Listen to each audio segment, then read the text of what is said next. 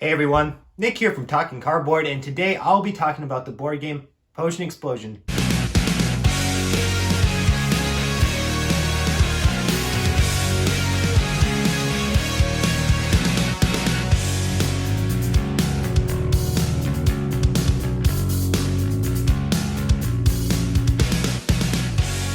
Published by CMON Games and Horrible Games in 2015.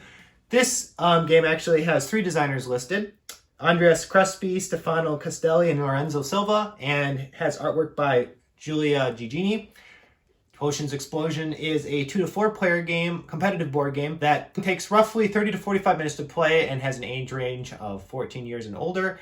In this game, each player is a student at the Horrible Academy for Wizards and Witches, and you are students in a potions class trying to compete to be considered the best student in the class. And you're doing so by collecting ingredients that you will need to mix together to create a variety of potions.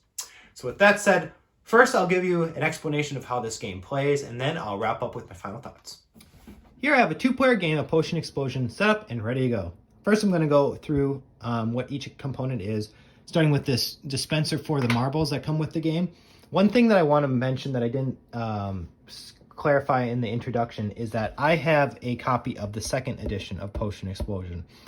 The original edition of this game, I guess, came with a cardboard dispenser for the marbles, whereas the second edition comes with this nice plastic tray. So if you are looking to getting this game, I would recommend trying to find the second edition because you do get this nicer marble dispenser, although I don't want to say that the cardboard one didn't work as well. It's, it's, I guess, kind of personal preference. Needless to say, the plastic dispenser comes with the second edition, and then you have all these marbles that you will fill the dispenser with, or ingredients, I should say, and the rulebook explains to you which each color represents. So blue marbles are called Unicorn Tears, red is Dragon Smoke, black is Ogre Mucus, and yellow is Fairy Dandruff. Now these are the ingredients that you will be collecting throughout the game to complete your various potions. Before we move on to the potions, there's also these 2 tokens that come with the game. These round tokens are called like Professor Aid tokens. And these tokens basically allow you to take an additional marble out of the marble dispenser. Typically on your turn you get to take one, but these tokens, if you want, you can take a token and then take another marble. And you may do that if you really want a specific color, or if you're trying to set up a reaction, which I'll explain in a minute. The downside of taking these tokens is that they're worth -2 points at the end of the game. And I should start by saying the objective of this game is having the most points. You get points by completing potions and then collecting the value of the potion that you completed. So in this case, this potion's worth 3 points. Potions with more holes on them are going to generally be worth more points because they're more difficult to complete because you need more marbles or ingredients. So for example, this potion with 7 holes is valued at 9 points. In addition to collecting points for just the potions, completing potions, you also can collect these skill tokens, which are worth 4 points, by completing sets of potions. And there's 2 types of sets that you can try to complete. One is a 3-of-a-kind set, which is simply getting 3 potions of the exact same color or type. If you completed 3 of these, you would get a skill token worth 4 points. Another type of set is a 5-of-a-kind. So there's 6 colors that you're playing with in each game of Potion Explosion. So if you complete 1 of each color or type of potion, that's worth a skill token as well. Besides the skill tokens and little help tokens, you have the potion tiles themselves. And the potions have basically the recipe side, I'll call it, and then on the other side, it's the completed side, which gives you more actual artwork to kind of thematically tell you what the potion is that you just completed. So with that said, let's go over a sample turn in this game. And essentially, you just are taking a marble from the dispenser. And that's like the main thing that you're doing on your turn. The catch is, when you're taking a marble, you're always looking to create explosions, and that's achieved by getting marbles of the same color to clank against each other. So a good example would be if I were to take this blue marble, that will cause this red marble and this red marble to hit together, causing an explosion, allowing me to now take every single red marble in that same line that exploded together. So I get to also take those marbles, and now I have 4 marbles that I get to take to my hand instead of just that original one that I drew. Now, after you took the marbles from the marble dispenser, you proceed to place them on the potions, trying to match the colors. So, for example, I have this green potion, which requires a red and a blue. And now I have 2 red marbles that unfortunately can't be used on this potion since I need black and yellow, or this potion since now I also only have black left. So you then place them in this additional flask that allows you to store marbles from round to round.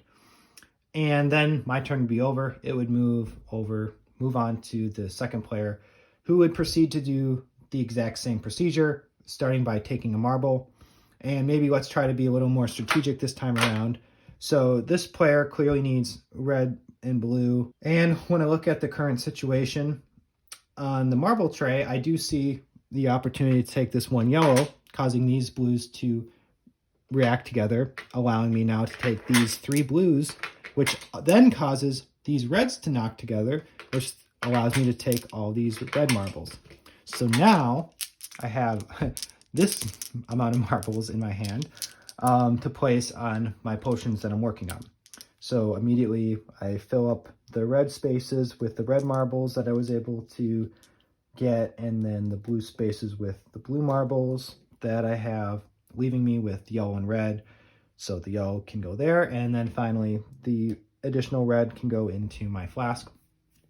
And you can see I actually completed the a full potion. So once you ever complete a potion, you can, during that same turn, decide to flip it over to its complete side, which in this case, I completed the Abyssal Draft potion, and it's going to be worth 4 points at the end of the game for me. And then the marbles that were on it just go back into the tray and dispenser. And each potion in Potion Explosion also has an effect that you can activate once per game after you complete it. So in the case of the Abyssal Draft, the explanation for all the potions is on the back of the rulebook. The Abyssal Draft tells me that I can take up to 1 ingredient of each color from the bottom row of the dispenser slide tracks. You can only take 1 ingredient from each slide track. So what that means is if I wanted to right now, I could flip this potion to signify that I've used it, and then take from the bottom track, or from the bottom row, 1 marble of each color. So like this black marble, blue marble, and red marble. And unfortunately, there was no yellow at the start, at the bottom of the trap, at the dispenser, so I don't get a yellow, but I at least do get a black, blue, and red. And I can add them to any potions that I currently have available to add to, which I do. I have this yellow potion. That one is complete, so I could drink this, or complete this potion as well by doing the exact same procedure of taking the marbles off, putting them in the dispenser. And if I wanted to, I could drink this one as well, which is called the Filter of Lavamancing, which tells me discard up to 5 ingredients of 1 color from the same slide track of the dispenser back into the tank, and no explosions are triggered. And at this moment, I actually don't have any potions that I'm working on, so it's difficult for me to really assess how best to use this right now. So I'll just not use it. You never have to use a certain potion if you don't want to. And at this moment, my turn would be done. And at the end of your turn, you always get to fill up your desk board with as many potions as needed. So in this case, I need to draw 2 new potions to fill up my desk board. And this is where I can determine if I want to start going for a set of 5 and take 2 completely different, unique potions that are different than the 2 that I've already taken, or trying to go for a set of 3. So since I already, for example, completed 1 Abyssal Draft, I'll go ahead and take 2 more Abyssal Draft potions to try to complete a set of 3 to gain one of these skill tokens. In the base game, you get 8 potions. So what that means is you don't always, you're not playing with every potion in every game, just to add a little, I guess, replayability to the game. So keep that in mind as well. With that said, I'll move on to my final thoughts. So what did I think about Potion Explosion? First, let's talk about the things that I did like. Number one was definitely playing with these marbles. It's a lot of fun to just have a bunch of marbles in your hand, and trying to achieve these explosions and collecting like 10 marbles is a lot of fun. Something I haven't, of course, yet mentioned in the video, but something that I think a lot of viewers probably are already comparing this game to is those digital games like Candy Crush, where you're trying to get a bunch of symbols of the same color or same shape to hit each other and set off an explosion. And this game does a good job of, bringing that to life and having that on your table in a physical format. So I do appreciate that aspect of this game. But with that said, unfortunately, that aspect of the game is also kind of a detriment, because with the marble tray, the rulebook says you should just be able to take the marbles at, whenever you've completed a potion, for example, and you're rolling them back into the dispenser, to do that randomly, and that the marbles will just fall back into a slot. But in reality, they don't really fall back into the slots that well, and you do feel like you have to manually kind of push them into slots. And once you're starting to do that, then you feel like, are you kind of impacting the course of the game by moving a red marble into this slot and a blue one into that slot, even though you're still trying to do it randomly? I just wish that somehow the dispenser was designed in a way where that worked better than it does. It was something both my girlfriend and I kind of were disappointed about. With that said, the point scoring I thought was a little on the light side. I thought there could have been many more opportunities for how to score points.